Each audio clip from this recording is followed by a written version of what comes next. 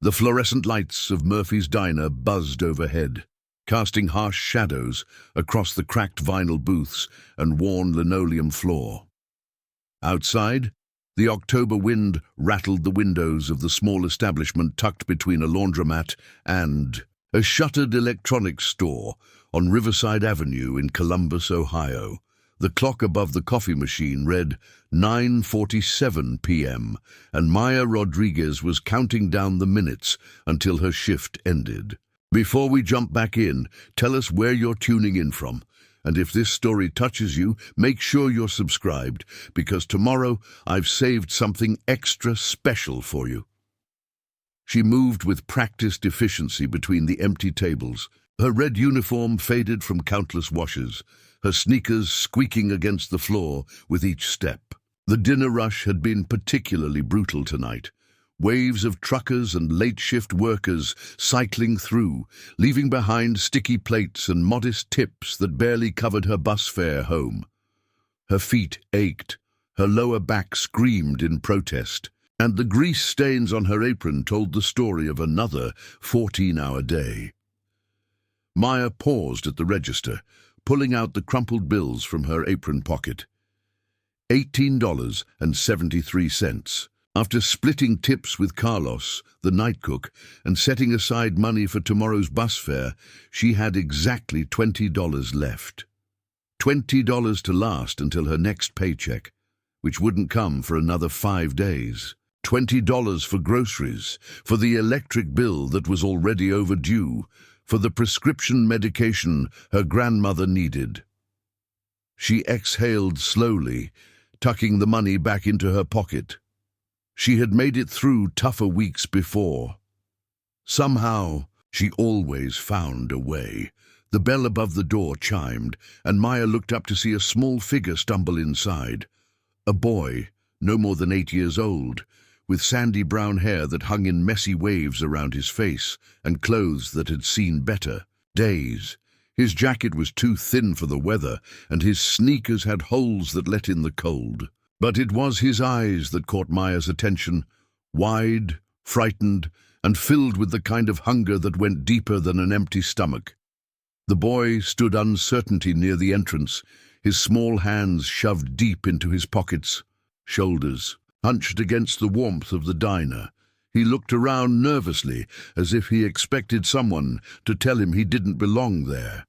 Maya had seen that look before, had worn it herself as a child when her mother would count coins at the grocery store, trying to decide between bread and milk. "Hey there, sweetheart," Maya called gently, abandoning her cleaning rag and walking toward him. "You okay?" The boy flinched at her voice, then looked up at her with those enormous eyes. Up close, she could see the exhaustion etched into his young features, the way his thin frame seemed to fold in on itself. "I'm sorry," he whispered, his voice barely audible. "I don't have any money. I just wanted to get warm for a minute." Maya's heart clenched. She knelt down to his level, noting the way he instinctively stepped back, as if kindness was something to be suspicious of. "What's your name, honey?" "Tommy," he said after a moment's hesitation. "Tommy Patterson." "Well, Tommy Patterson, I'm Maya, and you know what? It's pretty cold out there tonight. How about you sit down for a while? I was just about to make myself some hot chocolate." Tommy's eyes widened. "But I said I don't have money." Maya smiled, the kind of smile her own grandmother had given her during the hardest times. "Did I ask for money? Come on, that booty over there by the heater is the warmest spot in the whole place." She guided him to a corner booth, the red vinyl, patched with duct tape but still comfortable. Tommy slid in hesitantly, his small hands immediately reaching toward the warmth radiating from the heating unit. Maya could see him trying not to shiver, trying to maintain some dignity even in his obvious distress. "So, Tommy, where are you from?" Maya asked, settling into the seat across from him. "Around," he said vaguely, then seemed to catch himself. "I mean, I live with my dad. He's working late tonight." Maya nodded, not pressing. She had learned long ago that sometimes people, especially children, carried secrets that were too heavy to share with strangers. Instead, she stood up and headed toward the kitchen. "How does that hot chocolate sound? And I think we might have some leftover apple pie back there." Tommy's facade cracked just slightly. "You don't have to do that, Mom." "Really?" "Maya," she corrected, "and I know I don't have to. I want to."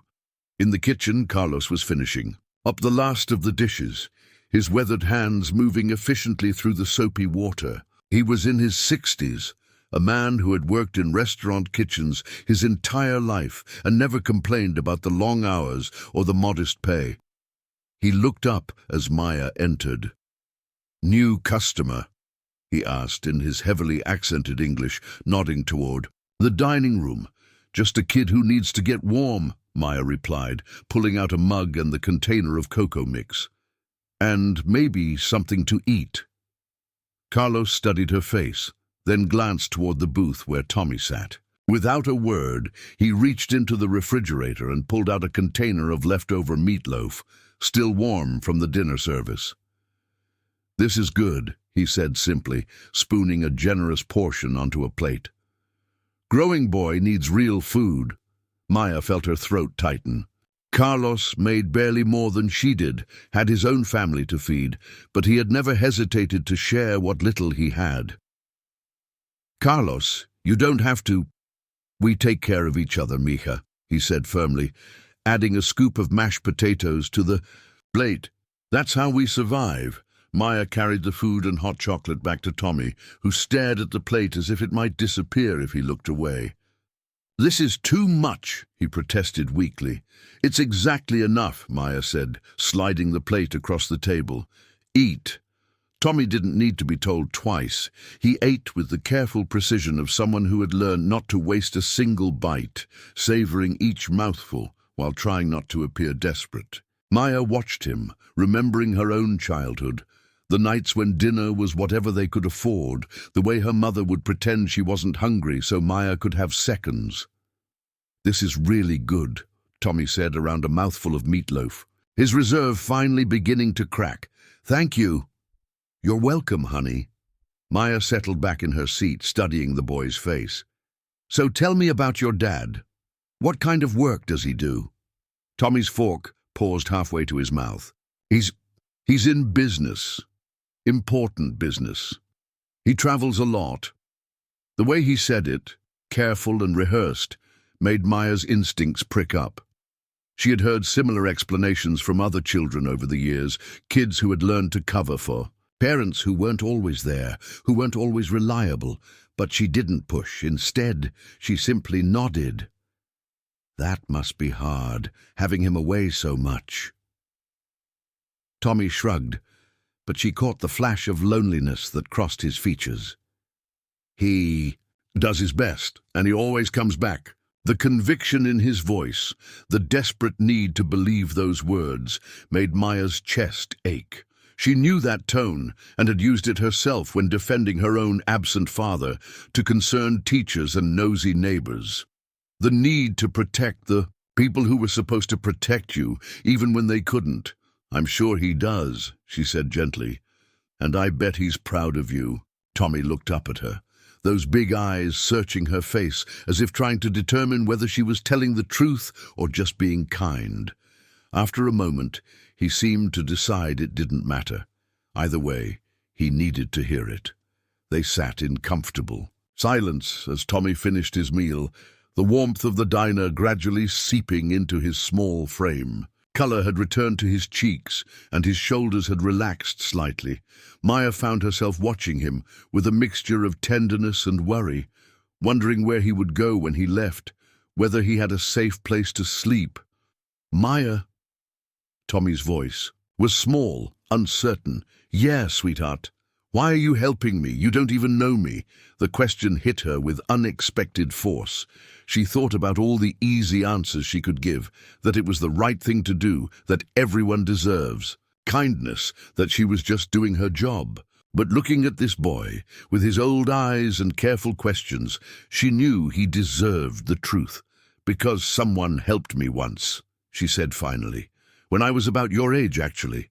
I was scared and hungry, and this lady at a diner just, like this one, gave me a meal and made me feel like I mattered. She didn't ask for anything in return, didn't make me feel like I owed her. She just saw someone who needed help and helped. Tommy nodded slowly, processing this information. Did you ever see her again? No, Maya admitted, but I've never forgotten her, and I promised myself that if I ever had the chance, I'd do the same for someone else. Is that why you work here? Maya laughed softly. Well, I work here because I need the money, but yeah, I guess it's part of why I stay. There's something about diners, you know. They're places where people come when they need something. Food, warmth, a friendly face. They're safe places. Tommy finished the last bite of his pie and pushed the plate away, patting his stomach with a contented sigh. That was the best meal I've had in a really long time. I'm glad you enjoyed it. Maya glanced at the clock, 10:15. Her shift had technically ended 15 minutes ago, but she couldn't bring herself to rush Tommy out into the cold. So what's the plan now? Are you meeting your dad somewhere? The question seemed to deflate him slightly. He said he'd pick me up at 10:30. Outside. Maya looked out the window at the empty street, the wind still whipping through the bare trees. It's pretty cold out there. How about you wait inside until he shows up? Relief flooded Tommy's features. Are you sure? I don't want to cause trouble. No trouble at all. Maya stood up and began clearing his dishes. Besides, Carlos, and I usually stick around for a while after closing anyway. We've got paperwork to finish. It wasn't entirely true. The paperwork could wait until tomorrow, but she wasn't about to send an 8-year-old out into the October night to wait on a street corner. As she carried the dishes to the kitchen, she caught Carlos's eye and mouthed "Thank you."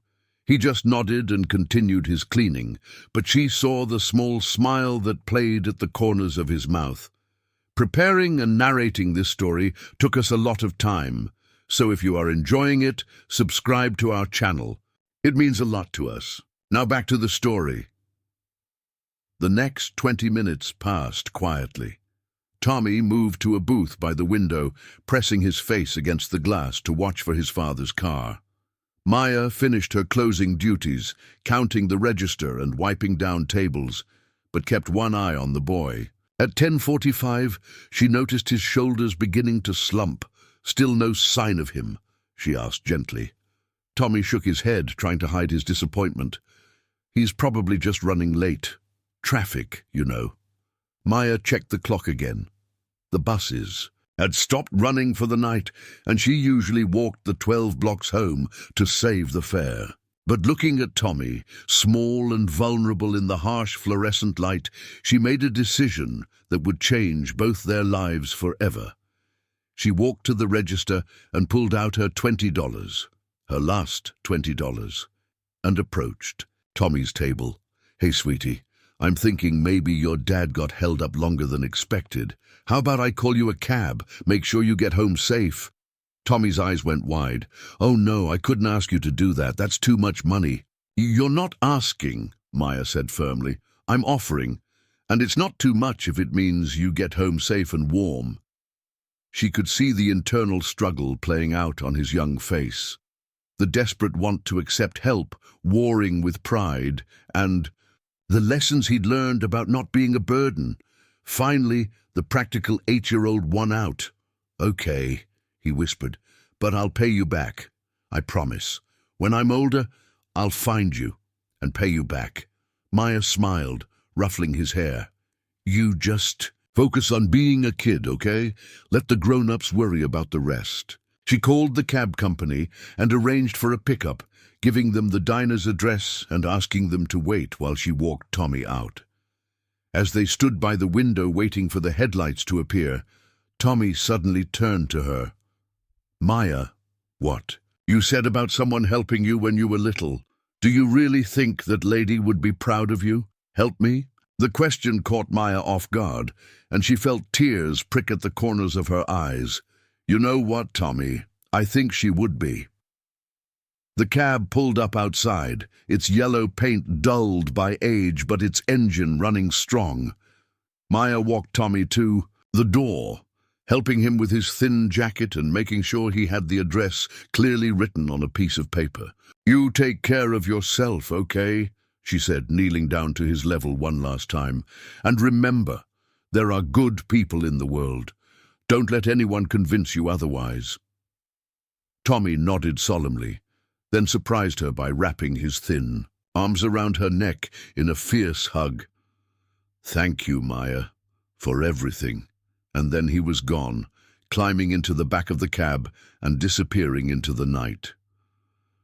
Maya stood in the doorway until the tail lights faded from view, the October wind cutting through her thin uniform. Her pocket was empty now, her last $20 converted into a moment of safety for a child she would probably never see again.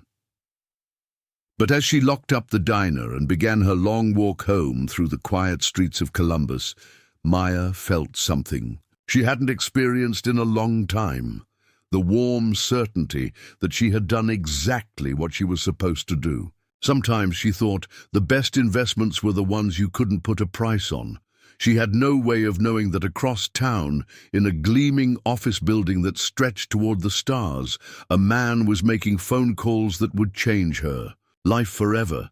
She had no way of knowing that the boy she had helped was about to become the bridge between two worlds that had never intersected before. All she knew was that tomorrow would bring new challenges, new struggles, new moments, where she would have to choose between her own needs and someone else's. And she knew with quiet confidence that she would make the same choice again. The wind followed her home through the empty streets, carrying with it the promise of change. Thomas Mitchell IV sat in the leather interior of his black Mercedes, watching the yellow cab disappear around the corner of Riverside Avenue. His hands gripped the steering wheel with white-knuckled intensity, his jaw clenched so tight it ached. He had been sitting in the shadows across from Murphy's Diner for over an hour, wrestling with a phone call that had turned his world upside down. The call had come at 9:30 p.m., just as he was wrapping up a board meeting at Mitchell Industries, headquarters downtown. His assistant's voice had been tight with barely controlled panic. "Mr. Mitchell, Tommy never made it to the pickup location. The driver waited for 40 minutes. He's not at the school, not at the apartment. We've checked everywhere." Thomas had felt his blood turn to ice. His son, his 8-year-old son, was missing somewhere in Columbus on a cold October night. He had immediately mobilized his security team, contacted the police, and began driving through every neighborhood between the private academy Tommy attended and their penthouse on the north side of the city. It was pure chance that had led him to this run-down stretch of Riverside Avenue. A security camera at a nearby intersection had caught a glimpse of a small figure walking in this direction around 8 p.m. Thomas had been methodically checking every business, every storefront, when he spotted the boy through the diner's windows. His relief at finding Tommy safe had been overwhelming, but it had quickly transformed into something more complex as he watched the scene unfold inside. The waitress, a young woman with kind eyes and tired shoulders, had taken in his son without question. She fed him, warmed him, and listened to him with genuine attention. And then, impossibly, she had given up what appeared to be her last money to make sure Tommy got home safely. Thomas had built his fortune by reading people, by understanding their motivations and leveraging them to his advantage. He had seen every kind of manipulation, every angle people used when they discovered his wealth.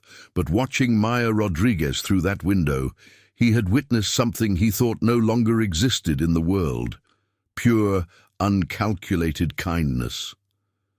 He pulled out his phone and dialed a familiar number. "Janet, it's Thomas. I need you to do something for me, and I need it done tonight." Janet Morrison had been his head of human resources for 12 years. She was efficient, discreet, and never asked unnecessary questions.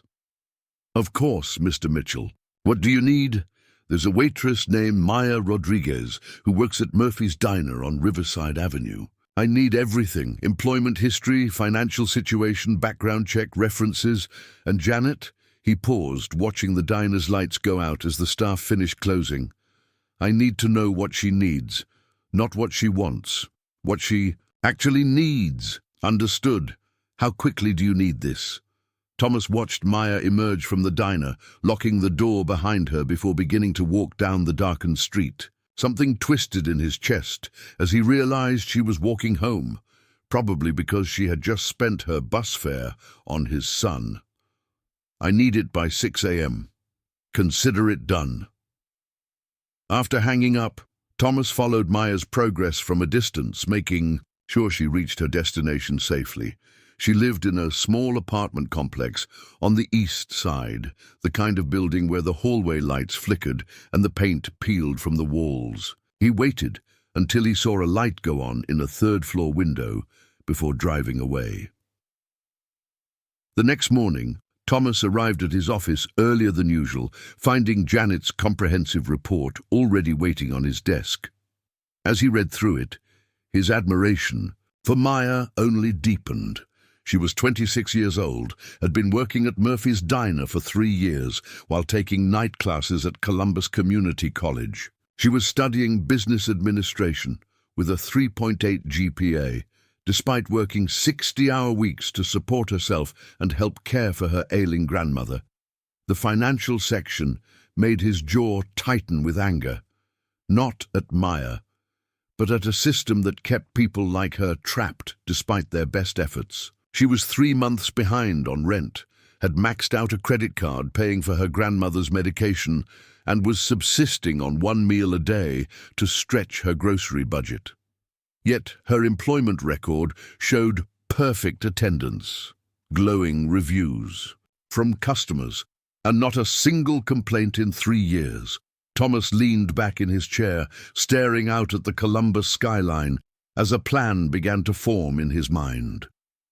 He had spent years building Mitchell Industries into a multi-billion-dollar empire, but he had never felt more motivated than he did at this moment. Maya Rodriguez had given his son something invaluable, not just food and warmth, but dignity and genuine care. She had seen Tommy as a person worth helping, not as an obligation or a burden. Now Thomas would show her what happened when kindness found its way to someone with the power to amplify it. He buzzed his assistant. "Sarah, clear my schedule for this morning and get me the number for Murphy's Diner." "Right away, Mr. Mitchell. May I ask what this is regarding?" Thomas smiled, the first genuine smile he had felt in months. "I'm about to make someone's day significantly better." It wasn't entirely true. The paperwork could wait until tomorrow, but she wasn't about to send an 8-year-old out into the October night to wait on a street corner. As she carried the dishes to the kitchen, she caught Carlos's eye and mouthed, "Thank you." He just nodded and continued his cleaning, but she saw the small smile that played at the corners of his mouth. Preparing and narrating this story took us a lot of time. So, if you are enjoying it, subscribe to our channel. It means a lot to us. Now back to the story. The next 20 minutes passed quietly. Tommy moved to a booth by the window, pressing his face against the glass to watch for his father's car. Maya finished her closing duties, counting the register and wiping down tables, but kept one eye on the boy. At 10:45, she noticed his shoulders beginning to slump. "Still no sign of him?" she asked gently. Tommy shook his head, trying to hide his disappointment. "He's probably just running late. Traffic, you know." Maya checked the clock again. The buses had stopped running for the night, and she usually walked the 12 blocks home to save the fare. But looking at Tommy, small and vulnerable in the harsh fluorescent light, she made a decision that would change both their lives forever. She walked to the register and pulled out her $20, her last $20, and approached Tommy's table. "Hey, sweetie, I'm thinking maybe your dad got held up longer than expected. How about I call you a cab? Make sure you get home safe." Tommy's eyes went wide.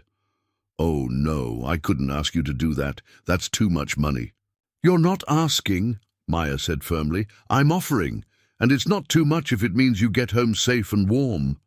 She could see the internal struggle playing out on his young face, the desperate want to accept help warring with pride, and the lessons he'd learned about not being a burden. Finally, the practical 8-year-old won out.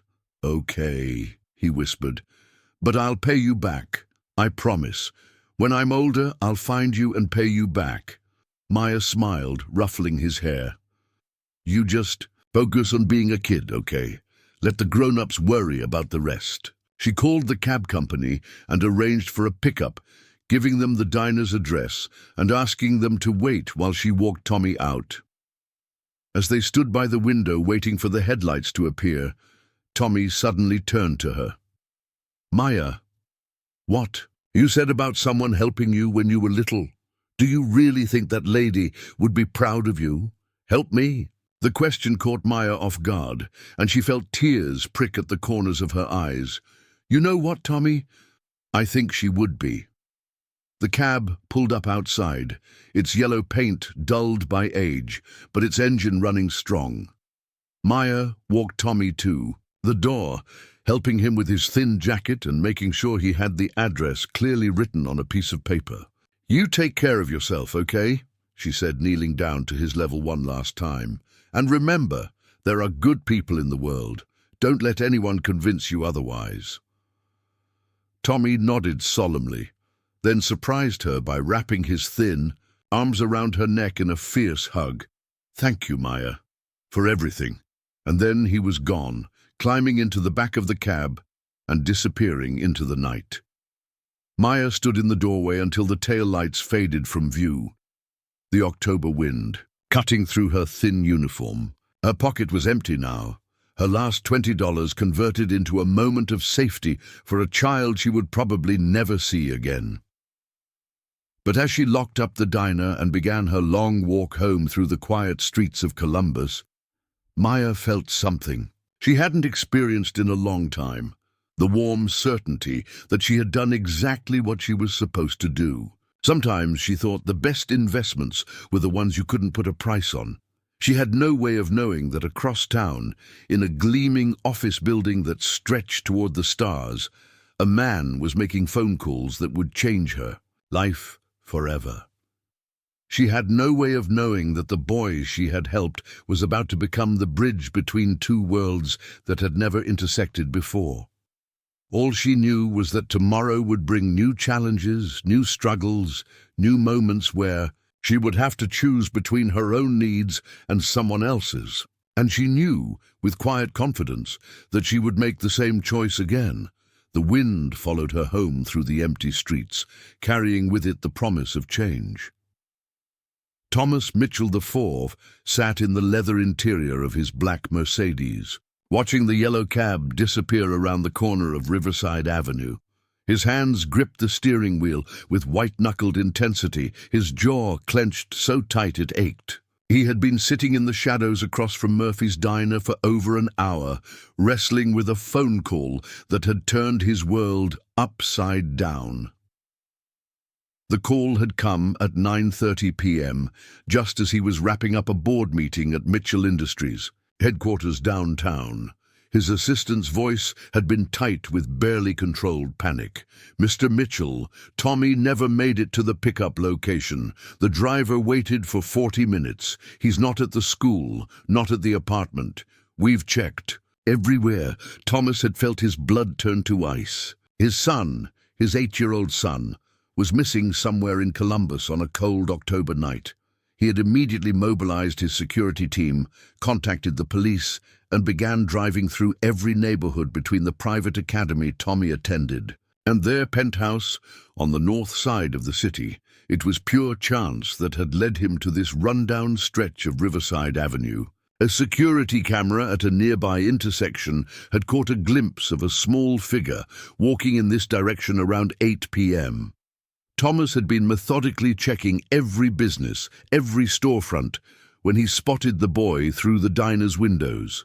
His relief at finding Tommy safe had been overwhelming, but it had quickly transformed into something more complex as he watched the scene unfold inside. The waitress, a young woman with kind eyes and tired shoulders, had taken in his son without question. She fed him, warmed him, and listened to him with genuine attention. And then, impossibly, she had given up what appeared to be her last. Money to make sure Tommy got home safely. Thomas had built his fortune by reading people, by understanding their motivations, and leveraging them to his advantage. He had seen every kind of manipulation, every angle people used when they discovered his wealth. But watching Maya Rodriguez through that window, he had witnessed something he thought no longer existed in the world. Pure, uncalculated kindness. He pulled out his phone and dialed a familiar number. "Janet, it's Thomas. I need you to do something for me, and I need it done tonight." Janet Morrison had been his head of human resources for 12 years. She was efficient, discreet, and never asked unnecessary questions. "Of course, Mr. Mitchell. What do you need?" "There's a waitress named Maya Rodriguez who works at Murphy's Diner on Riverside Avenue. I need everything. Employment history, financial situation, background check, references, and Janet." He paused, watching the diner's lights go out as the staff finished closing. "I need to know what she needs, not what she wants, what she actually needs." "Understood. How quickly do you need this?" Thomas watched Maya emerge from the diner, locking the door behind her before beginning to walk down the darkened street. Something twisted in his chest as he realized she was walking home, probably because she had just spent her bus fare on his son. "I need it by 6 a.m.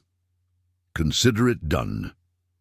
After hanging up, Thomas followed Maya's progress from a distance, making sure she reached her destination safely. She lived in a small apartment complex on the east side, the kind of building where the hallway lights flickered and the paint peeled from the walls. He waited until he saw a light go on in a third-floor window before driving away. The next morning, Thomas arrived at his office earlier than usual, finding Janet's comprehensive report already waiting on his desk. As he read through it, his admiration for Maya only deepened.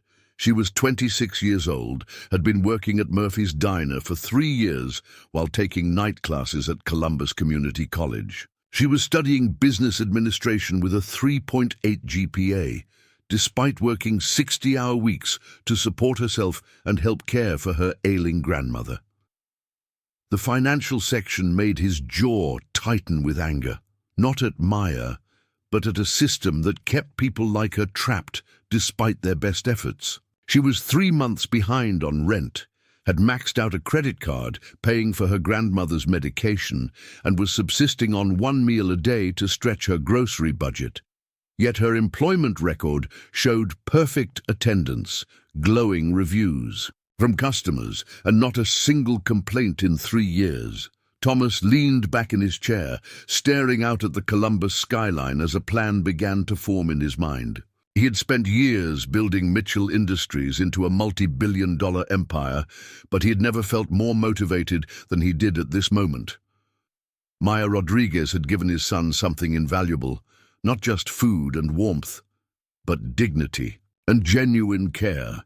She had seen Tommy as a person worth helping, not as an obligation or a burden. Now Thomas would show her what happened when kindness found its way to someone with the power to amplify it. He buzzed his assistant.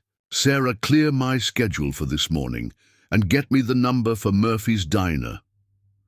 "Right away, Mr. Mitchell. May I ask what this is regarding?" Thomas smiled, the first genuine smile he had felt in months. "I'm about to make someone's day significantly better." At 7:30 a.m., Maya was already at the diner, preparing for the breakfast rush.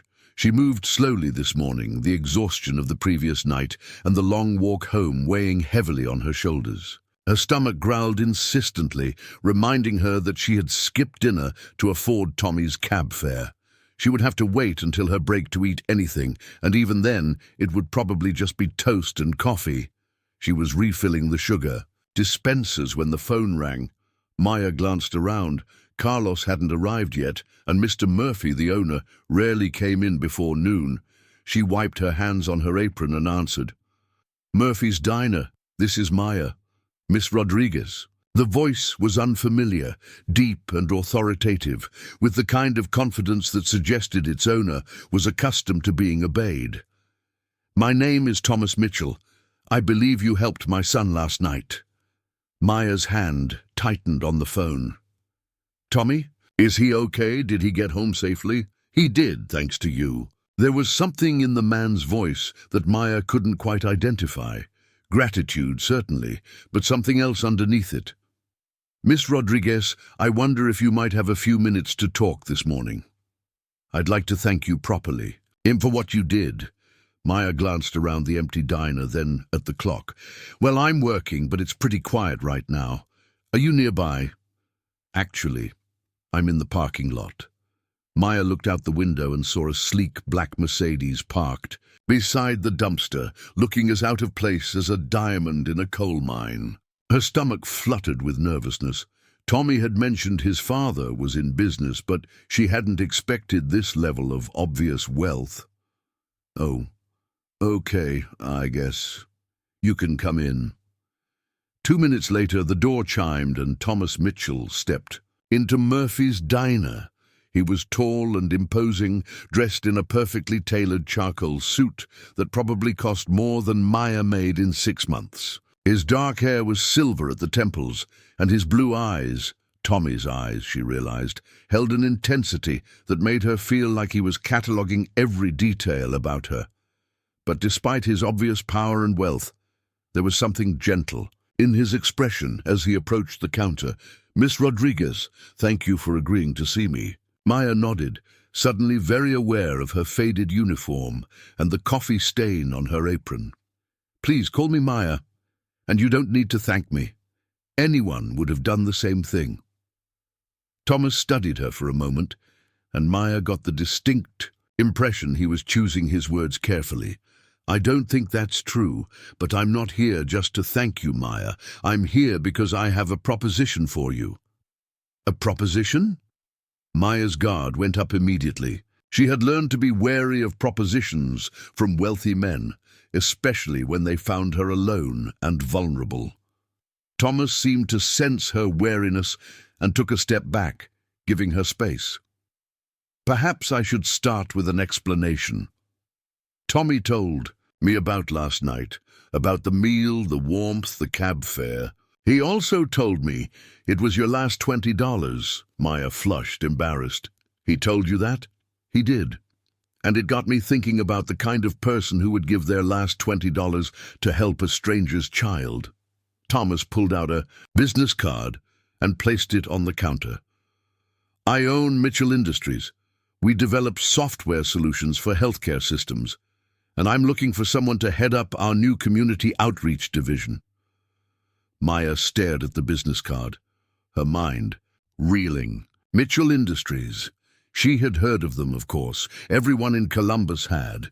They were one of the largest employers in the city, responsible for millions of dollars in economic development. "I don't understand," she said slowly.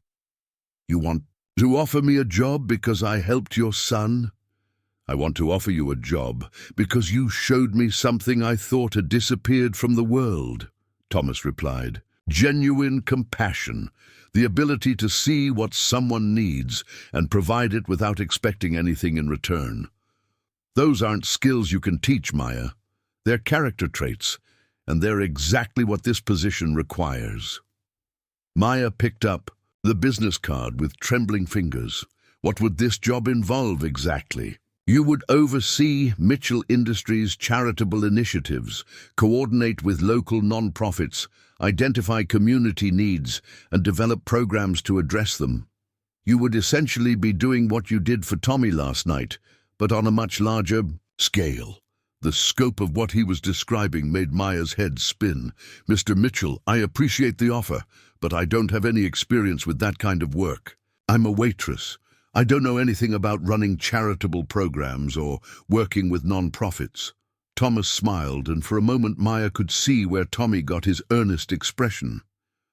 Maya, do you know how many MBA graduates apply for positions at my company every year? Hundreds. Do you know how many of them would have done what you did last night? I'm betting the number is very close to 0. Maya was quiet for a long moment, staring at the business card. The offer was tempting, more tempting than she wanted to admit. The salary he quoted was more than she made in a year at the diner. It would solve her immediate financial problems, allow her to finish school, and take care of her grandmother properly. But something about it felt wrong, like accepting charity disguised as opportunity. This is because of the $20, isn't it? She said finally. You feel like you owe me something. Thomas considered her question seriously. In part, yes, but not in the way you think. Maya, I've spent my entire career surrounded by people who want something from me. Money, connections, opportunities. Last night, I watched you give everything you had to help someone else's child, and you asked for nothing in return. That's not something I want to repay. It's something I want to amplify. Maya looked around the diner, at the cracked vinyl booths and the flickering fluorescent lights, at the life she had built from nothing but determination and hope. Then she looked back at Thomas Mitchell, this powerful man who claimed to see something valuable in her simple act of kindness. Can I think about it? She asked. Thomas nodded, standing to leave. Of course. Take all the time you need. My number is on the card. And Maya? He paused at the door, looking back at her with those familiar blue eyes. Whatever you decide, thank you. Tommy hasn't stopped talking about you. You gave him something precious last night, the experience of unconditional kindness. As his father, that means more to me than you can possibly know. After he left, Maya stood alone in the empty diner, holding the business card and feeling like her world had just shifted on its axis. Outside, the morning traffic was beginning to pick up, ordinary people heading to ordinary jobs, unaware that a single act of kindness had just set extraordinary events in motion. The breakfast rush would start soon, and Maya would return to taking orders and refilling coffee cups. But in the back of her mind, a new possibility was taking root, the chance to turn her instinct for helping others into something bigger than she had ever imagined. Maya spent the next 3 days carrying Thomas Mitchell's business card in her apron pocket like a secret. Every time she reached for her order pad or counted tips, her fingers brushed against the thick cardstock, reminding her of the impossible conversation that had turned her world sideways. She had tried to research Mitchell Industries online during her break, using the diner's ancient computer in the back office. What she found both amazed and intimidated her. The company was even more successful than she had realized, with offices in 6 states and partnerships with major hospital systems across the country. Thomas Mitchell wasn't just wealthy. He was a genuine business titan whose innovations had revolutionized healthcare technology. The more she learned, the more surreal his job offer seemed. Why would someone like that want someone like her? Maya had spent her entire life being overlooked, dismissed, or worse. Teachers who assumed she wouldn't amount to much because of her address. Customers who treated her like she was invisible. Landlords who saw her as a problem to be managed rather than a person trying her best. But Thomas Mitchell had looked at her and seen what? Potential, value, or just someone whose kindness could be leveraged for good publicity. On Thursday morning, the doubt was eating at her so intensely that she barely noticed the man in the expensive overcoat enter the diner until he was standing directly in front of her station. Maya Rodriguez. He was younger than Thomas, maybe early 30s, with perfectly styled blonde hair and the kind of smile that belonged in a toothpaste commercial. I'm Brad Hutchinson, Senior Vice President at Mitchell Industries. Mr. Mitchell asked me to stop by. Maya's stomach dropped. Had Thomas sent someone to rescind the offer? Had he reconsidered and decided she wasn't worth the risk? Oh, is everything okay? Brad's smile widened. More than okay. Mr. Mitchell wanted me to show you something. Do you have a few minutes? Maya glanced around the nearly empty diner. The lunch rush wouldn't start for another hour, and Carlos could handle the two customers nursing coffee at the corner booth. I guess so. Excellent. There's someone I'd like you to meet. Brad led her outside to where a sleek silver SUV was idling at the curb. The back door opened, and to Maya's amazement, Tommy Patterson climbed out, grinning from ear to ear. Maya. He ran toward her with the uninhibited enthusiasm only children could manage, throwing his arms around her waist in a fierce hug. Dad told me you might work with us. Maya hugged him back, overwhelmed by how good it felt to see him healthy and happy. He looked different in the daylight, better clothes, cleaner, clearly well cared for. But his eyes still held the same earnest warmth that had drawn her to him that first night. Hey there, sweetheart, how are you doing? I'm great. Dad says you're really smart and that you might help us help other people. That's so cool. Brad cleared his throat. Actually, Maya, we'd like to show you exactly what that would look like. Would you be willing to take a short drive with us? I promise we'll have you back within the hour. Maya hesitated. Getting into cars with strangers wasn't exactly high on her list of smart decisions. But Tommy's presence made her feel safer, and her curiosity was stronger than her caution. Okay, she said finally, but I really do need to be back in an hour. The SUV was more luxurious than anything Maya had ever been inside. The leather seats were heated, the windows were tinted, and there was enough legroom to stretch out completely. Tommy chattered excitedly as they drove through downtown Columbus, pointing out buildings his father's company had worked with and explaining various projects in the simplified way children understood complex business deals. Where are we going? Maya asked Brad, who was sitting in the front passenger seat. Riverside Elementary, he replied. It's about 3 blocks from the diner, actually. They're dealing with some challenges that align perfectly with what Mr. Mitchell has in mind for the community outreach position. Riverside Elementary was exactly the kind of school Maya had attended as a child. Underfunded, overcrowded, with peeling paint and playground equipment that had seen better decades. But as they walked through the halls, Maya was struck by the dedication she saw in the teachers' faces, the colorful artwork covering bulletin boards, the sense that people were doing their absolute best with limited resources. Principal Janet Washington was a woman in her 50s, with graying hair and the kind of tired eyes Maya recognized from her own mirror. She greeted Brad professionally, but her face lit up when she saw Tommy. "Mr. Patterson, how lovely to see you again," Tommy beamed. "Hi, Mrs. Washington. I brought my friend Maya. She's the one I told you about." Principal Washington turned to Maya with interest. "Ah, the famous Maya. Tommy has told us quite a bit about your kindness. It's wonderful to meet you." Maya shook her hand, feeling confused. "It's nice to meet you too, but I'm not sure why I'm here." "Let me show you," Principal Washington said, leading them down a hallway lined with student artwork. "We have 340 students here at Riverside, and 68% of them qualify for free or reduced lunch. But our breakfast program was cut last year due to budget constraints." They stopped outside the cafeteria, where Maya could see children eating packed lunches at long tables. Some of the lunch bags looked substantial, packed with sandwiches and snacks and juice boxes. Others held little more than crackers and an apple.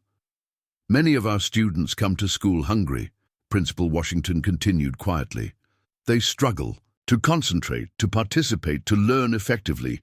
We do what we can, but our resources are limited." Brad stepped forward. "This is where the Community Outreach Division would come in, Maya.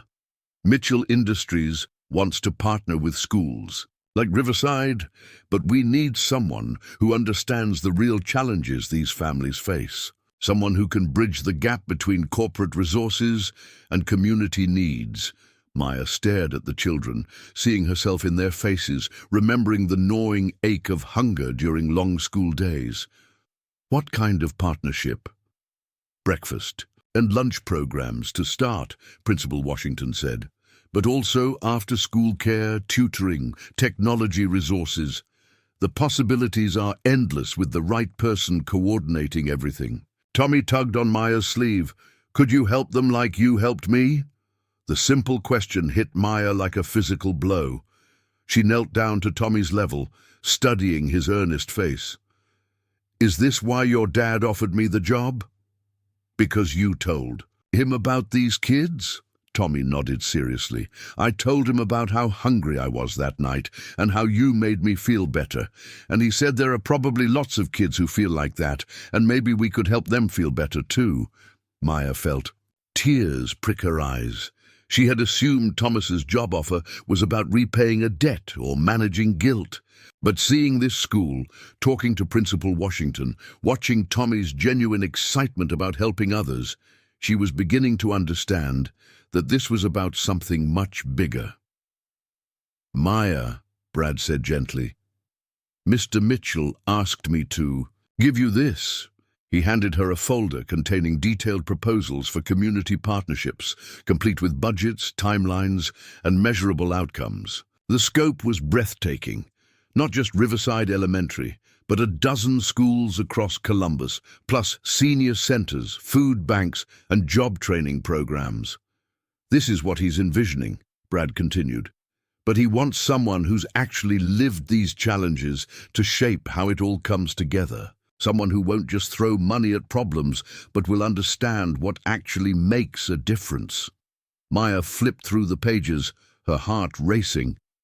The salary listed was even higher than what Thomas had quoted at the diner. The benefits package included health insurance, education assistance, and a flexible schedule that would allow her to finish her degree. But more than the money, more than the security, was the possibility of impact. She could help hundreds of children avoid the gnawing hunger she remembered from her own childhood. She could ensure that kids like Tommy, lost, scared, needing kindness, would find it. There is one condition, Brad said carefully. Maya looked up, waiting for the catch she had been expecting all along. Mr. Mitchell wants you to know that this position comes with significant autonomy. You would essentially be running your own division with your own budget and decision-making authority. He's not looking for someone to execute his vision. He wants someone to create their own vision and execute it effectively. Maya closed the folder, feeling overwhelmed. Why me? Really? I know you keep saying it's about character and kindness, but there have to be other people with those qualities who also have relevant experience. Brad exchanged a glance with Principal Washington, then looked back at Maya. Can I tell you something Mr. Mitchell shared with me? He said, watching you that night was like seeing someone translate need into action without any hesitation, any calculation, any agenda. He said most people see a problem and think about solutions. You saw a problem and became the solution. Tommy nodded enthusiastically. And you didn't make me feel bad about needing help. That's really important. Maya looked around the cafeteria again, at the children eating their inadequate lunches, at the dedicated teachers stretching meager resources, at the principal who clearly cared deeply about her students, despite impossible constraints. She thought about her grandmother, who needed medication Maya couldn't afford. She thought about her apartment, with the broken heater and the overdue rent notices. She thought about the night classes she was taking, the business degree she was slowly earning one credit at a time. But mostly, she thought about Tommy sitting in that booth 3 nights ago, cold and hungry, and trying so hard to maintain his dignity. She thought about how it felt to be 8 years old and invisible, and how much it mattered when someone chose to see you. When would I start? She asked quietly. Brad smiled. Whenever you're ready.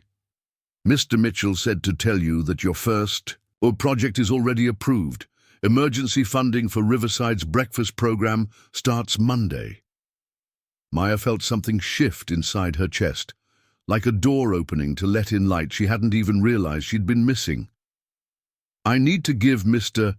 Murphy 2 weeks' notice at the diner." "Of course, professional courtesy is important." Tommy bounced on his toes. "So you'll do it? You'll help the kids?" Maya looked down at him, this brave little boy who had somehow become the catalyst for changing her entire life. Then she looked at Principal Washington, whose hopeful expression reminded her why she had become a waitress in the first place, to take care of people who needed taking care of. "Yeah," she said, her voice stronger than she expected. "I'll do it." As they drove back to the diner, Maya stared out the window at the familiar streets of her neighborhood, seeing them differently now.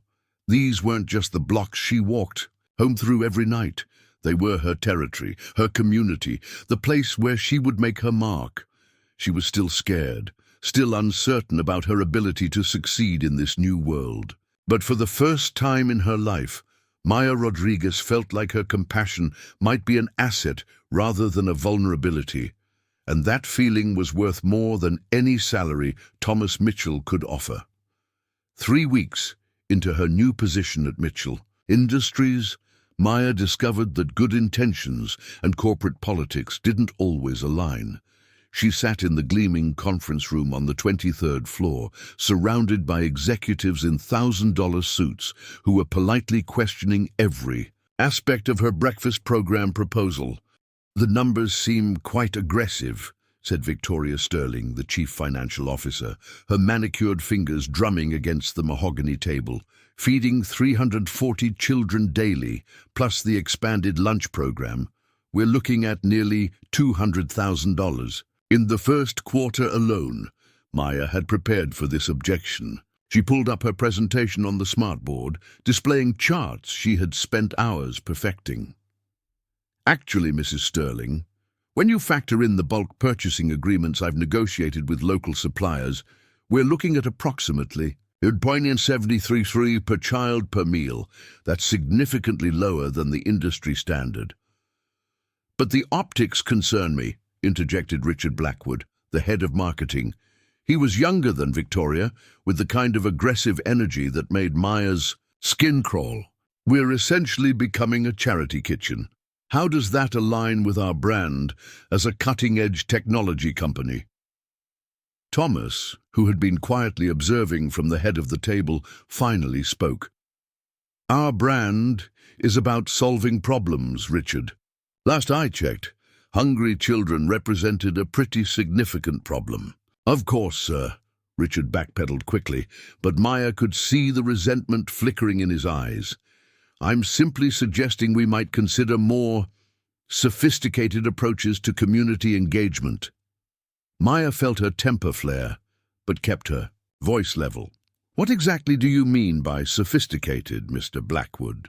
"Well, scholarship programs, technology grants, corporate mentorship initiatives, things that showcase our expertise while building future talent pipelines." "Those are excellent long-term strategies," Maya replied, her smile carefully polite.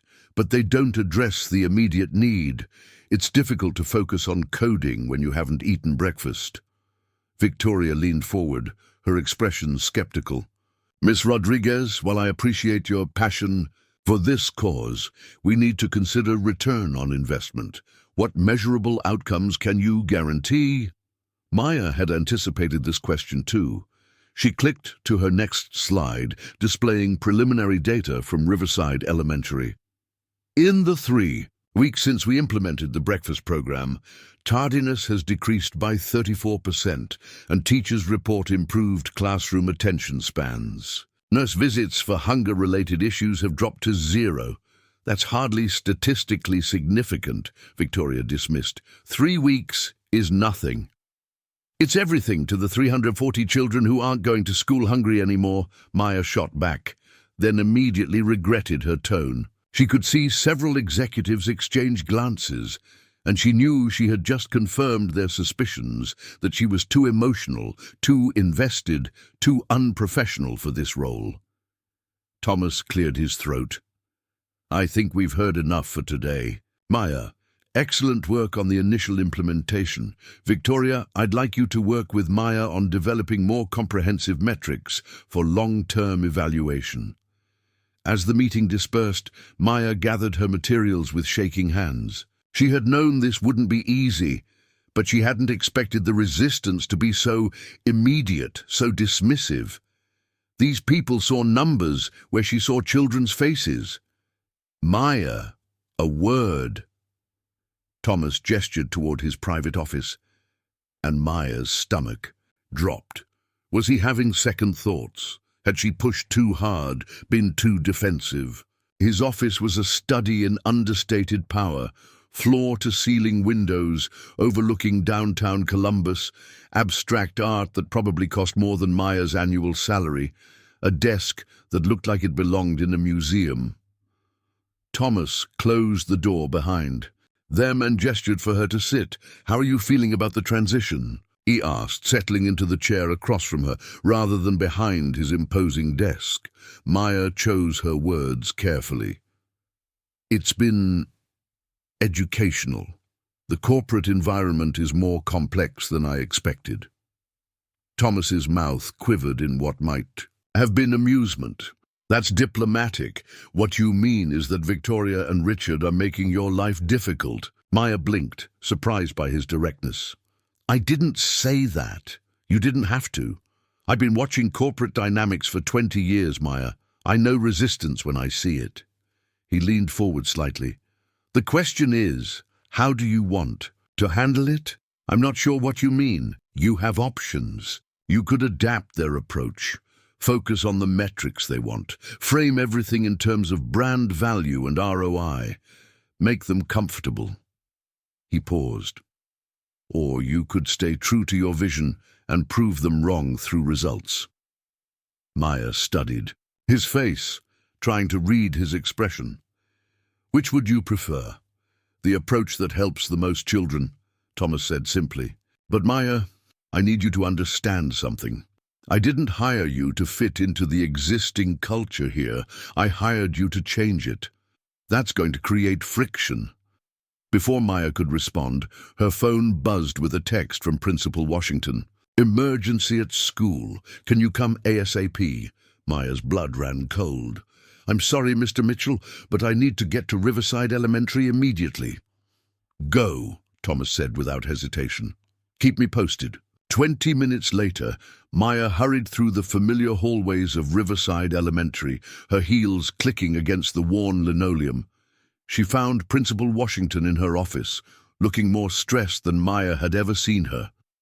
"Thank you for coming so quickly," Principal Washington said, gesturing for Maya to sit. "We have a situation with the breakfast program." Maya's heart sank. "What kind of situation?" "The health department showed up this morning for an unscheduled inspection. They're claiming there are violations in our food storage and preparation procedures. But we just passed our initial inspection 3 weeks ago," Maya protested. "I know. And frankly, Maya, this feels targeted. The inspector was asking very specific questions about our funding source, about Mitchell Industries, about you personally." Maya felt a chill run down her spine. "What kind of questions? Whether you had proper credentials to oversee food service programs, whether Mitchell Industries had appropriate permits for charitable food distribution, technical requirements that weren't mentioned in our initial approval process." Maya's mind raced. The breakfast program had been carefully designed to meet all existing regulations. She had spent days reviewing health department guidelines, consulting with attorneys, ensuring every detail was properly documented. "Who requested the inspection?" "That's what concerns me," Principal Washington said grimly. "The inspector wouldn't say. Just that they had received a complaint about potential health code violations." Maya pulled out her phone and scrolled through her contacts until she found the number for Sarah Chen, the health department official who had approved their initial plan. Sarah answered on the second ring. "Maya, how's the breakfast program going?" "That's actually why I'm calling." We just had an unscheduled inspection at Riverside Elementary, and the inspector is claiming violations we weren't cited for during our approval process." There was a pause. "That's strange. Let me pull up your file." Maya could hear typing in. "The background. Maya, according to my records, you're in full compliance. I personally reviewed your protocols. Who was the inspector?" "I'll find out and call you back." Maya hung up and turned to Principal Washington. "Can you get me the inspector's name and badge number?" 20 minutes later, Maya had her answer, and it made her blood boil. The inspector was Dennis Crawford, a 20-year veteran of the health department who, according to Sarah Chen, had a reputation for being overly aggressive and politically motivated. More importantly, Sarah had no record of any complaint being filed against the Riverside Elementary program. "Someone called in a favor," Maya told Principal Washington grimly. "This inspection was requested specifically to target our program. But who would do that, and why?" Maya thought about the resistance she had faced in the morning's meeting, about Victoria's dismissive attitude and Richard's concern for optics. She thought about how quickly word traveled in corporate circles, how many connections these executives had throughout the city. "I need to make some calls," she said. That evening, Maya sat in her small apartment surrounded by legal documents and health department regulations, preparing for battle. Her laptop screen showed a chain of emails between her, Sarah Chen, and 2 attorneys Thomas had recommended.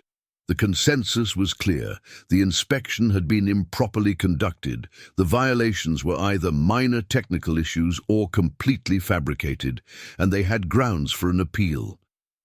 But Maya knew this wasn't really about health codes or regulations. This was about power, about who belonged in corporate boardrooms and who got to make decisions about community programs.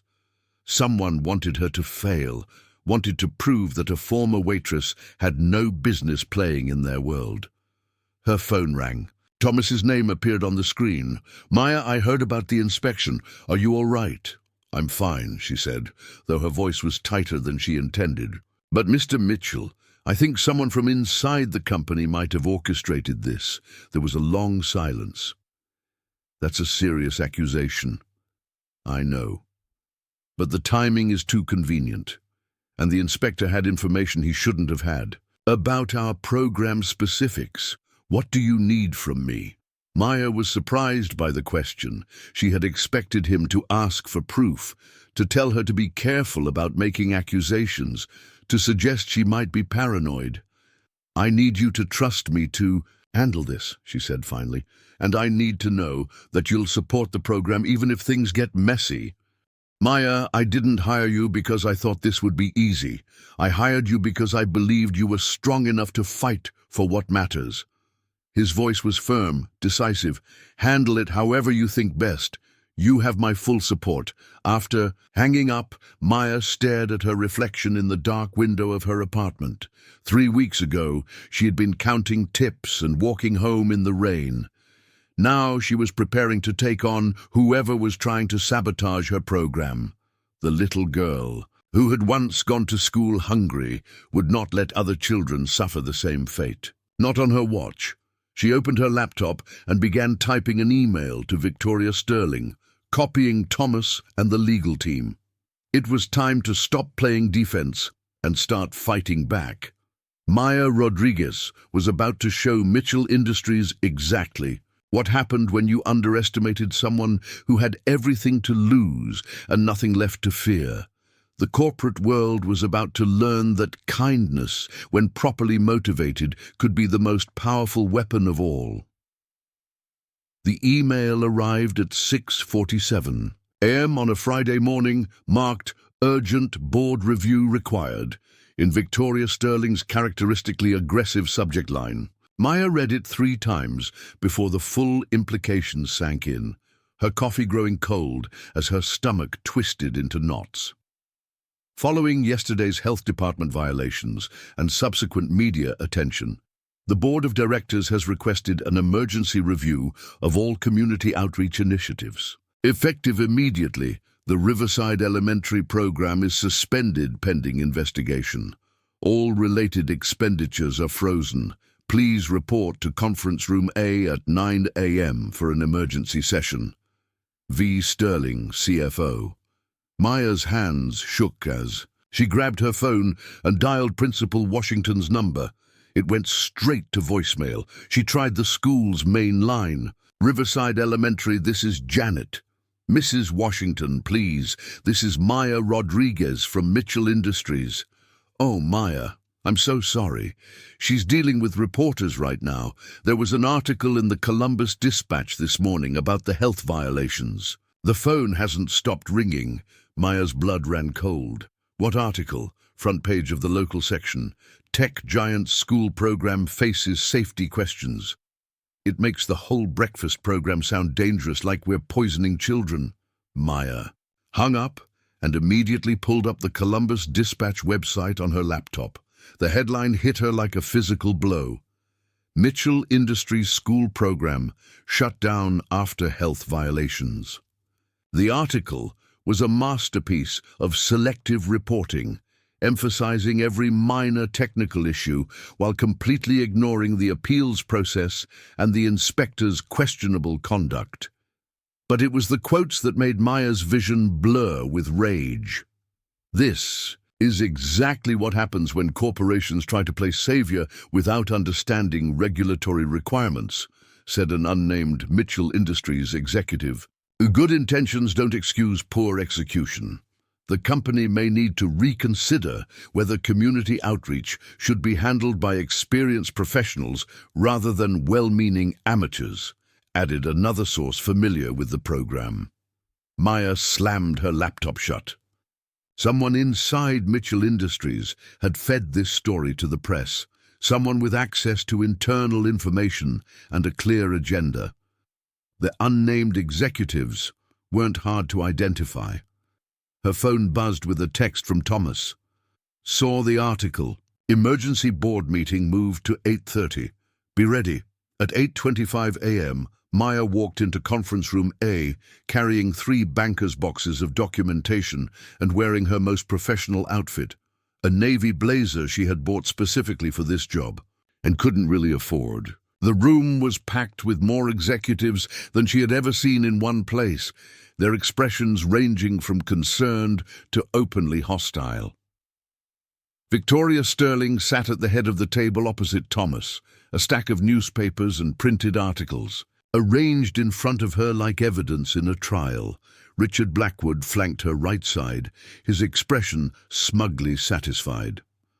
Maya recognized several other faces from company-wide meetings, department heads who had never spoken to her directly, but clearly had opinions about her work. Maya, Thomas nodded as she entered. Thank you for coming in early. Victoria didn't wait for pleasantries. Miss Rodriguez, I think we need to address the elephant in the room. This article has already been picked up by 3 other local outlets, and our public relations department is fielding calls from investigative reporters. This is becoming a crisis. The article is based on misleading information, Maya replied, settling into the empty chair across from Victoria. The health department has already confirmed that the violations were either minor technical issues or incorrectly cited. But the damage is done, Richard interjected. Our corporate reputation is now tied to a failed charity program. The board is concerned about liability issues, regulatory compliance, and frankly, whether this entire initiative was properly vetted. Maya opened one of her boxes and pulled out a thick folder. Everything was properly vetted. I have documentation showing that every aspect of the program was reviewed by legal, approved by health services, and implemented according to all applicable regulations. Then how do you explain this disaster? Victoria demanded, slapping her hand on the stack of newspapers. Maya looked directly at Victoria, then at Richard, her decision crystallizing. I think the better question is how a Columbus Dispatch reporter got access to internal company information and private details about our program implementation that weren't part of any public record. The temperature in the room seemed to drop.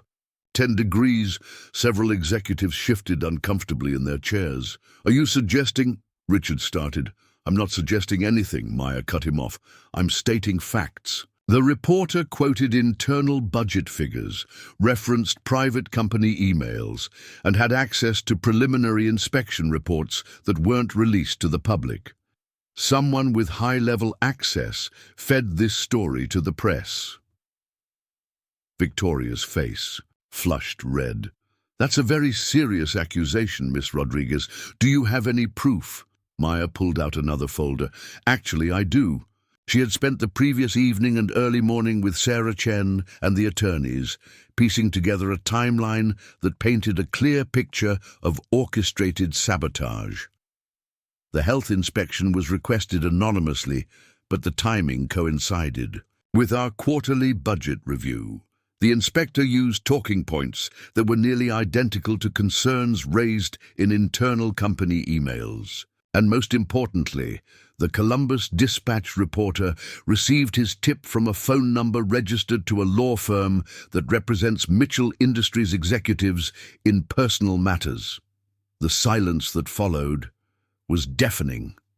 Maya could see several board members exchanging glances, their expressions shifting from skepticism to alarm. Thomas leaned forward. "What law firm?" "Whitmore, Patterson and Associates," Maya replied, "the same firm that handles personal legal matters for several people in this room." Victoria stood abruptly. "This is ridiculous. You're turning a legitimate health and safety concern into some kind of conspiracy theory because you can't accept responsibility for your own failures." "The only failure here," Maya said, rising to meet Victoria's gaze, "is a failure of character. While I was trying to feed hungry children, someone in this company was actively working to sabotage those efforts for political reasons."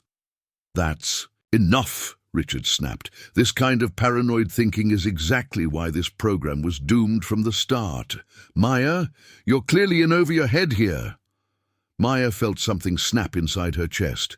All the polite corporate speak, all the careful diplomacy she had been learning, all of it evaporated in an instant.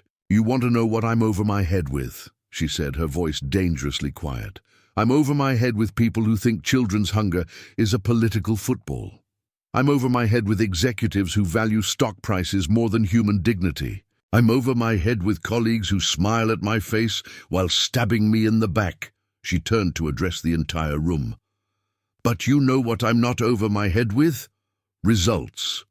In the 6 weeks since this program started, we've served over 8,000 meals to children who would have otherwise gone hungry. Test scores at Riverside Elementary have improved by 12%.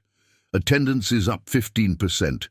Disciplinary incidents related to hunger and irritability have dropped to 0. Maya pulled out a final folder, this one filled with letters and drawings from children. "At Riverside Elementary. These are thank you notes from the kids in the program. Would you like me to read them? Would you like to explain to 8-year-old Marcus Thompson why his breakfast is being taken away because someone in this room decided my success was more threatening than his hunger?" Victoria's composure finally cracked. "You sanctimonious little—" "Victoria." Thomas's voice cut across the room like a blade, sharp and final. "I think we've heard enough.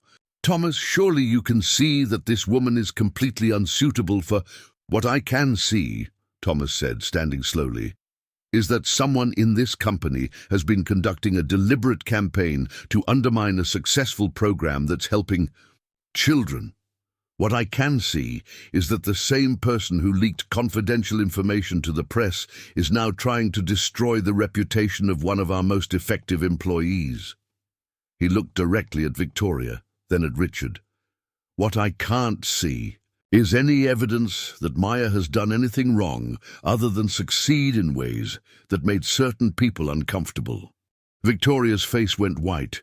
Thomas, you can't seriously be taking her side in this. I'm taking the side of results, Thomas replied coldly.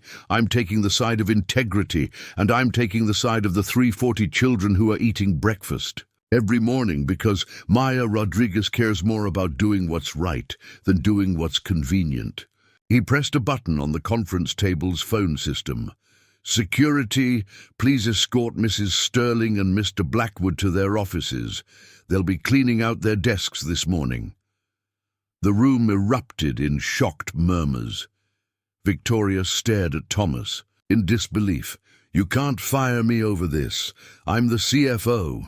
You're terminated for breach of fiduciary duty, violation of confidentiality agreements, and conduct detrimental to company interests, Thomas said matter-of-factly. Your severance packages will reflect the terms outlined in your contracts, minus any legal fees we incur pursuing civil action for the damages you've caused. Richard tried to protest. This is insane. You're destroying careers over some publicity. Problem. I'm preserving the integrity of this company, Thomas replied. Maya, the program continues. Full funding, full support, and full authority to expand as you see fit. As security arrived to escort Victoria and Richard from the building, Maya sank back into her chair, emotionally drained but oddly triumphant. She had survived the corporate equivalent of a knife fight, and she had won not through politics or manipulation, but by refusing to compromise her principles. Thomas waited until the room had cleared except for a few trusted board members before approaching her. Are you all right? Maya looked up at him, this powerful man who had chosen to back a former waitress against two of his most senior executives. Why did you do that? Because you were right, he said simply. And because firing hungry children to protect fragile egos isn't the kind of company I want to run. Maya smiled for the first time all morning. So what happens now? Thomas grinned back. Now you get back to work. Those breakfast programs won't expand themselves. As Maya gathered her boxes and prepared to return to her office, she realized something profound had shifted. She was no longer the grateful charity case trying to prove she belonged. She was Maya Rodriguez, Director of Community Outreach, and she had work to do. 2 months after the boardroom confrontation that had changed everything, Maya stood before the Columbus City Council holding a presentation that would reshape community outreach across the entire city. The council chambers were packed beyond capacity, with standing room only as local media, school administrators, parent groups, and business leaders gathered to witness what the Columbus Dispatch was now calling the Mitchell model. Maya adjusted the microphone, looking out at the sea of faces that included many she now recognized as allies in her expanding mission. Principal Washington sat in the front row, beaming with pride. Tommy Patterson was there with his father, holding a poster he had made featuring crayon drawings of all the Riverside Elementary students. Even Carlos from Murphy's Diner had taken the afternoon off to attend, his weathered hands clasped nervously in his lap. 6 months ago, Maya began, her voice steady and confident, I was a waitress at Murphy's Diner, living paycheck to paycheck and wondering how I was going to make rent. Today, I'm here to present a comprehensive community outreach model that has not only transformed one elementary school, but has become a blueprint for addressing childhood hunger and educational inequality throughout Central Ohio. The audience was silent, captivated. Maya clicked to her first slide, showing before and after statistics from Riverside Elementary that were nothing short of remarkable. When we implemented the breakfast and lunch program at Riverside Elementary, we weren't just providing food. We were removing barriers to learning, to growth, to hope itself. The numbers were staggering. Standardized test scores up 23%, chronic absenteeism down 67%, disciplinary referrals cut in half. But here's what the statistics don't show, Maya continued, advancing to a slide filled with children's artwork and handwritten thank you notes. 8-year-old Sofia Martinez hasn't missed a single day of school since September because she knows breakfast will be waiting for her. 10-year-old David Chen is now reading above grade level because he can concentrate in class instead of thinking about his empty stomach. And 12-year-old Marcus Thompson just won the district science fair with a project about nutrition and brain development. Councilwoman Patricia Hughes leaned forward at the podium. Ms. Rodriguez, these results are impressive, but the council needs to understand the financial sustainability of expanding this model citywide. What are we looking at in terms of long-term costs? Maya smiled. She had anticipated this question and had spent weeks preparing an answer that would demonstrate both fiscal responsibility and moral imperative. Councilwoman Hughes, that's an excellent question. The initial investment for citywide implementation would be approximately $2.8 million annually. However, our analysis shows that every dollar spent on childhood nutrition saves $7 in future social services, healthcare costs, and special education interventions. She clicked to a detailed cost-benefit analysis prepared by Mitchell Industries' financial team, the same department that had once questioned her expenditure. But beyond the economic argument, we need to ask ourselves, what is the cost of doing nothing? What is the price of allowing 3,200 children in our school district to start each day hungry, distracted, and falling further behind? Council President Robert Martinez nodded thoughtfully, and Mitchell Industries is prepared to fund this expansion. Mitchell Industries is committed to providing seed funding and administrative support, Maya replied. But this isn't about one company writing checks. We've developed partnerships with local grocery chains, restaurant suppliers, and food banks. We've created a sustainable model that combines corporate investment, municipal support, and community involvement. From the audience, Thomas Mitchell stood and was recognized by the council president. "If I may address the council," he said, his voice carrying the authority that had made him one of Ohio's most respected business leaders. 6 months ago, I offered Maya Rodriguez a job because I witnessed her give her $20 to ensure my son got home safely. Today, she's proven that the same character that moved her to help one child can be scaled to help thousands. He gestured toward Maya with evident pride. The council isn't just voting on a nutrition program. You're voting on whether to embrace a new model of corporate social responsibility, one that prioritizes impact over optics and results over rhetoric. The public comment period that followed was unlike anything Maya had ever experienced. Parent after parent stood to share stories of how the Riverside program had changed their children's lives. Teachers described improvements in classroom behavior and academic performance. Even some initial skeptics admitted that the results spoke for themselves. But it was Tommy Patterson who delivered the most powerful testimony. Maya watched with tears in her eyes as the now 9-year-old boy approached the microphone, his wheelchair navigating confidently to the podium. "My name is Tommy Patterson," he said, his voice clear and strong. "Last year, I was hungry and scared and sitting outside a diner in the rain. A lady named Maya gave me food and made me feel safe, and she didn't even know who I was." He paused, looking directly at Maya. "Now Maya makes lots of kids feel safe every day. She taught me that helping people isn't about how much money you have. It's about how much you care." The chambers erupted in applause, and Maya had to wipe her eyes to see clearly. This boy, who had started as a frightened child seeking shelter, had become an advocate for other children facing the same struggles. When the council voted, the result was unanimous, 7-0 in favor of citywide implementation of the Mitchell model, with full municipal support and a commitment to work with state officials on expanding the program throughout Ohio. After the meeting, Maya found herself surrounded by reporters, community leaders, and excited volunteers wanting to know how they could help. The attention was overwhelming, but in the best possible way. She was no longer fighting against resistance and skepticism. She was coordinating support and enthusiasm. Maya! Principal Washington pushed through the crowd, her face glowing with excitement. I just got off the phone with the superintendent. They want to implement the program in all 47 elementary schools in the district, starting next month.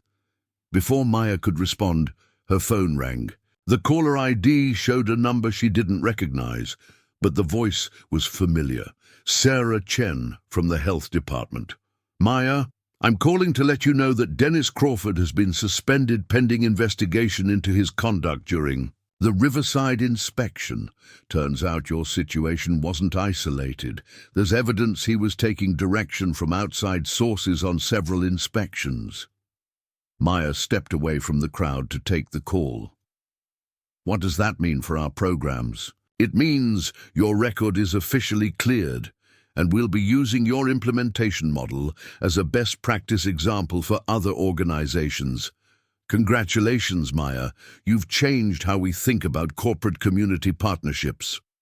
As Maya hung up, she noticed Thomas standing at the edge of the crowd, watching her with an expression she had come to recognize as paternal pride. He approached as the reporters finally dispersed. How does it feel to be Columbus's newest community hero? He asked with a grin. Maya laughed, still processing everything that had happened. Honestly, overwhelming. 6 months ago, I was counting tips and walking home in the rain. Now, I'm apparently reshaping municipal policy. You're doing more than that, Thomas said seriously. You're proving that business can be a force for genuine good when it's driven by the right values. Maya, you've changed Mitchell Industries as much as you've changed those schools. Maya looked around the council chambers, now mostly empty except for the cleanup crew. Thomas, can I ask you something that's been bothering me? Of course. Why did you really hire me? I know it wasn't just about Tommy, and I know you could have found other ways to help if guilt was your motivation. What did you actually see in me that night? Thomas considered the question carefully. I saw someone who acted without calculating the benefit to herself. In my world, every decision is analyzed, every action is strategic, every relationship is transactional. But you gave Tommy food because he was hungry, period. No agenda, no angle, no expectation of return. He paused. I built my company by being smarter and more ruthless than my competitors. But you reminded me that the most powerful force in the world isn't intelligence or ambition, it's love in action. Maya felt tears prick her eyes again. I never thought of it that way. That's exactly why it works, Thomas replied. Maya, you've done something extraordinary here. You've taken a simple act of kindness and turned it into a movement that's going to feed thousands of children and inspire other communities across the country. That's not luck or good timing. That's the power of someone who refuses to accept that suffering is inevitable. As they walked out of the council chambers together, Maya reflected on the journey that had brought her from Murphy's Diner to this moment. She thought about the scared, hungry child she had once been, and how a stranger's kindness had planted a seed that was now blooming into something she never could have imagined. Tomorrow would bring new challenges, coordinating the citywide expansion, training staff at 47 schools, managing a budget that had grown from thousands to millions. But tonight, Maya Rodriguez allowed herself to feel something she had rarely experienced in her life, the deep satisfaction of knowing that her work was making the world measurably better, one child at a time. The girl who had given her last $20 to help a stranger's child had become a woman who was changing the lives of thousands. And she was just getting started. 5 years later, Maya Rodriguez stood on the stage of the Ohio State Capitol addressing the Governor's Conference on Child Welfare as the keynote speaker. The auditorium was filled with state legislators, social workers, educators, and advocates from across the country who had come to learn about what was now being called the Rodriguez Initiative, a comprehensive approach to childhood poverty that had been adopted in 12 states and was being studied by policymakers internationally. When I first walked into Mitchell Industries 5 years ago, Maya began, her voice carrying the confidence of someone who had learned to command rooms filled with powerful people. I thought I was just accepting a job. I had no idea I was beginning a journey that would fundamentally change how we think about corporate responsibility and community partnership. The presentation screen behind her displayed a map of Ohio dotted with green markers, each one representing a school district that had implemented comprehensive nutrition and support programs based on the original Riverside Elementary model. The numbers were staggering. 127,000 children now receiving daily meals, graduation rates up 34% statewide, childhood obesity down 22%, and teenage pregnancy rates at historic lows in participating communities. But statistics, while important, only tell part of the story, Maya continued. The real measure of success lies in the individual lives that have been transformed. Students like Maria Santos, who went from struggling with hunger-related learning, disabilities, to earning a full scholarship to Ohio State University, or James Wilson, who channeled his experience with food insecurity into becoming a pediatric nutritionist. In the audience, Tommy Patterson, now 14 and serving as a youth ambassador for the program, beamed with pride. Beside him sat his father Thomas, whose hair had gone completely silver, but whose eyes still held the sharp intelligence that had built an empire. Next to them was Carlos Mendoza, Maya's former colleague from Murphy's Diner, who now managed food, service operations for the entire initiative, and had become one of Maya's most trusted advisors. The Rodriguez Initiative represents more than policy change, Maya said, advancing to her final slides. It represents a fundamental shift in how we understand the relationship between business success and social responsibility. Companies across the nation are discovering that investing in community welfare isn't just morally right, it's strategically smart. After her presentation, Maya was surrounded by officials wanting to discuss implementation in their own states. A delegation from California had flown in specifically to meet with her about adapting the model for urban districts. Representatives from 3 foreign countries were seeking guidance on international applications. As the crowd finally dispersed, Maya found herself alone with Thomas in the Capitol's marble corridors, both of them still processing the magnitude of what they had witnessed. "Do you ever wonder what would have happened if you hadn't hired me that day?" Maya asked, echoing a conversation they had shared many times over the years. Thomas smiled, the question as familiar as an old song. "Actually, I think the better question is, what would have happened if you hadn't given Tommy your last $20 that night? None of this starts without that moment of pure kindness." They walked toward the Capitol's main entrance, passing portraits of Ohio governors and historical plaques commemorating significant legislation.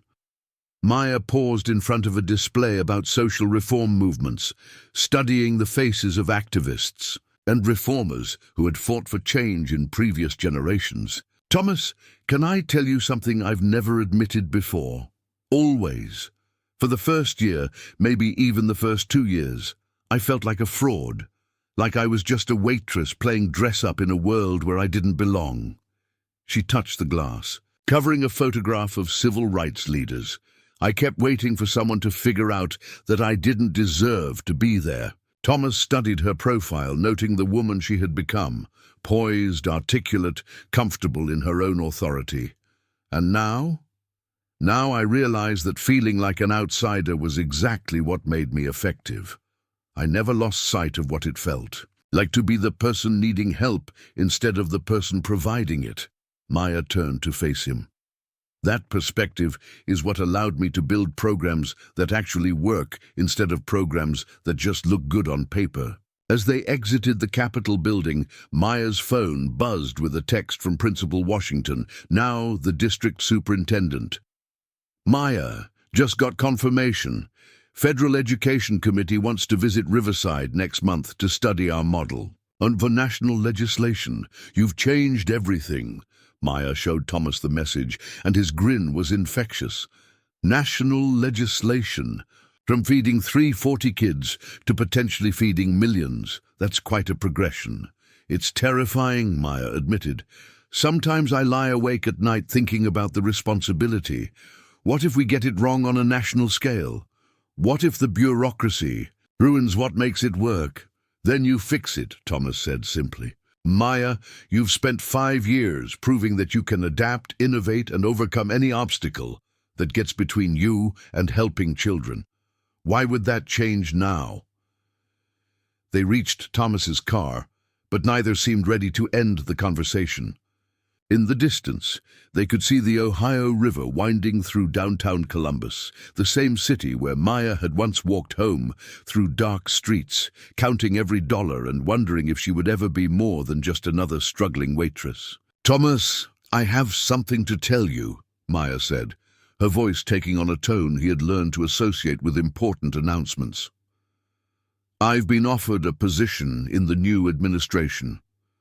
The Secretary of Health and Human Services wants me to head up a new Office of Community Nutrition Initiatives.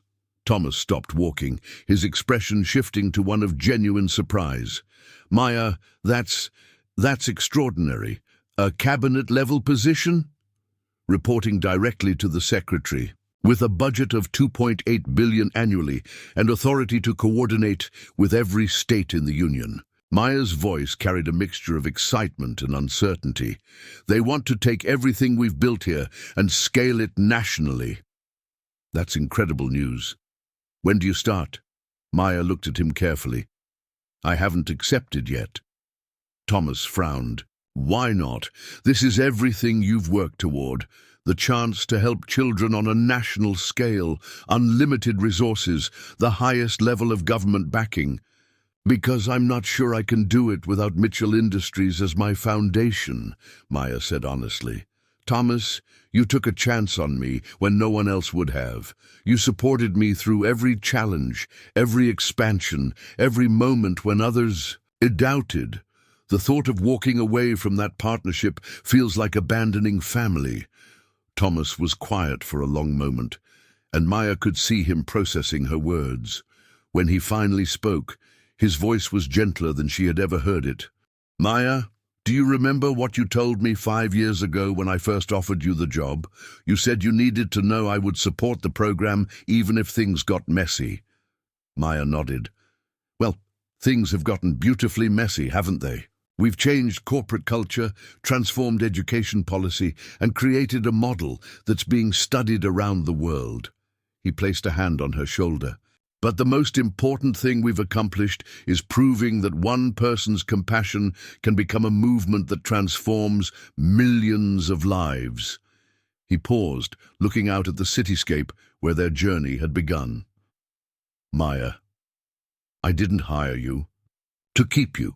I hired you to unleash you, and now it's time for you to spread your wings on the biggest stage possible. Maya felt tears prick her eyes. Will you be okay without me? Thomas laughed, the sound warm and proud. Maya, you've built something here that's bigger than any one person, including yourself. The programs will continue, the partnerships will grow, and the next generation of leaders you've trained will carry the work forward. He grew serious. Again. But more importantly, the world needs you to take this next step. There are millions of children who need what you've learned to give. As they stood together in the shadow of the Capitol building, Maya thought about the journey that had brought her to this moment.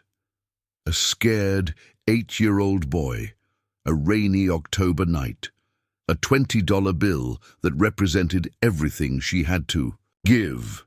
None of it had been planned, none of it had been strategic, but all of it had led to this crossroads where personal kindness had evolved into national policy. "If I take this position," Maya said slowly, "I want Tommy to be part of my team. He's 15 now, but he understands this work better than most adults. His perspective as someone who lived the problem we're trying to solve is invaluable." Thomas smiled. "I think he'd be honored.